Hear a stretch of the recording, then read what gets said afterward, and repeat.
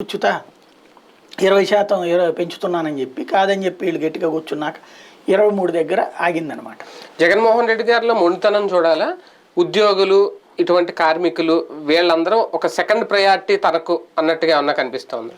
బేసిక్గా ప్రభుత్వంతో పాజిటివ్గా మాట్లాడుకుని తీసుకోవడంలో తప్పులేదు, కానీ ఒత్తిడి చేసి బెదిరిస్తే లొంగకూడదు అన్నట్టు జగన్ యాటిట్యూడ్ లాగా కనబడుతుంది వీటిట్లో. ఎందుకు అంటే ప్రభుత్వ ఉద్యోగుల పట్ల ప్రజల్లో సానుభూతి లేదు అన్నటువంటి విషయం తనకు తెలుసు. ఇవాళ ఉద్యమం చేసే ఏ కార్మిక ఉద్యోగ వ్యవహారాలు ఎవరైతే ఉన్నారో, ఉపాధి పొందుతున్నటువంటి వాళ్ళు ఎవరి పట్ల ప్రజలలో సానుభూతి లేదు. ఎందుకు అంటే సర్వీస్ మైండ్. మనం ఒక ప్రభుత్వ కార్యాలయానికి వెళ్తే మనకి మర్యాద ఇచ్చి మాట్లాడే వాళ్ళు ఎవరు ఉంటున్నారు?